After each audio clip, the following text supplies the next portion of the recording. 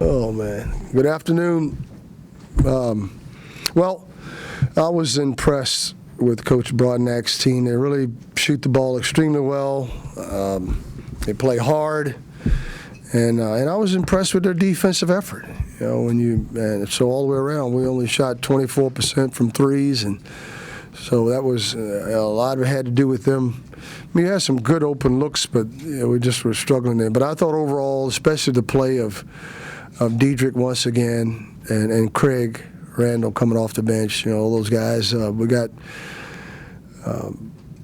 Markell got us started early with making his threes. But again, we had a lull there in the first half when we subbed, and we had some issues there. But we were able to regain our composure and get the win. Any questions? Coach, what do you expect from Craig Randall this year? I mean, is this the kind of outburst that you'd like to see? Well, yeah, everybody loves to see him. Guy have the best, have a good career. Well, he chose to come to the University of Memphis. I'm pulling for each kid to have great days and be great players and great people, and I couldn't be happier for Craig. But yeah, I really never saw him play. I didn't recruit him, but I'm impressed with what he's doing. Surprise today, 21 points, double his career.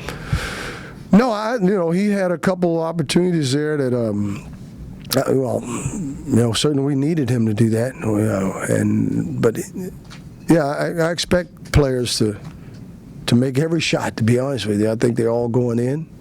He works hard in practice. He's been working hard all summer long. He and Jeremiah have been in that gym in the Finch Center religiously, and so it's paying off for him. Coach Smith, how do you keep the team's focus, having won all 3 games so far and not getting that next? How do we keep them focused? Yeah, well, we practice the same way. We've been going for about 5-6 straight days, so we'll take off tomorrow. I think the key is getting rest. We've been logging a lot of minutes, especially a guy like Diedrich, 32 again today, and Jeremiah with 33 minutes. So they know that we're going to practice whether we're playing the same way, whether we're playing Savannah State or whether we're playing University of Houston. It's going to be the same, and I think that's the key to consistency. And just like our staff, and what we do, people want continuity. They don't want a whole lot of change. I know I'm not about a whole lot of change, so we've got to keep them improving, doing the film study that we need to we found a lot of things. There's a lot of things we can improve on even in this game. So that's how you keep them focused. Coach, what were you hoping for when you made that wholesale change there in the first half? I was hoping that we were able to pick up the pace, pick up the tempo. They were fresh. I was hoping they would come in and defend harder and smarter. But most guys think they've got to score. They've got and they're just not. When you have Jeremiah on the court and Craig, that's why those guys are in the starting lineup, because they have proven that they're guys that can come in. But I have a lot of faith in Keon and Christian and Craig and even Jake, who came to the game, and DeMario. So those guys, I know what they're capable of doing. I've seen them do it in practice. Now it's just a matter of them relaxing and being ready when they go in the game, and just come in, ready to play. And it's a change for most of them. I mean, probably Keon played every minute. I mean, he never came out of the game. Probably DeMario, I'm sure he played and started every game. Christian Kessie started every game. It's a whole new lifestyle, whole change in thinking for them, that they've got to come off the bench and be ready. Coach Chad Rycook's had his best game in the last 3 games so far. Now he had 10 points, 3 rebounds, but he looked a little bit gassed out there. How's he coming along as a college basketball player? Well, it's just going to take time. I think he's coming along well. He obviously had some size advantage tonight. He's been working hard to get his balance, getting stronger, and the only way you can get the experience is to be on the court, So it was just a great. It was a good game for him tonight to get all those things done, and because we're going to need him to continue to improve. He probably needs to get a little extra work on the bike. You're right. I just think it's a matter of. It's not a matter of pacing yourself, but getting his wind back. I mean, he hasn't really. We've been working him pretty hard, but it's obvious he probably needs to be on the get a little more work in as far as conditioning is concerned. You're wanting to play inside out. Does that mean you have to play a guy like Diedrich or Chad with that bench lineup so they find success? Say that again now. You're wanting to play inside out for the most part. Does that mean you need to play a guy like Diedrich or Chad with the bench lineup so they find success? Yes, you're probably right. You're probably right because they've got a bigger target to throw to.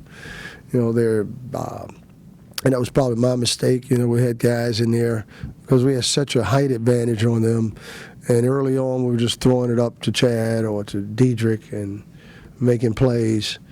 But now you put in Jamario and Jake, and it's not really the same. And so it took away some things. You're right. We probably should have kept those two in there and give them because we do want to go inside out, and we were really hammering them well inside, even though in the beginning we were making shots from the outside as well, and so sometimes it can be a false sense of what you're trying to get done, and we want to go inside out, and we did by getting to the free throw line 25 times, but they got to the line 23 times, so that's a big concern for us, just too much fouling on our part. And that's what happens when you're going up against a quicker and a more mobile team like Savannah State today. Coach, it's two-parter.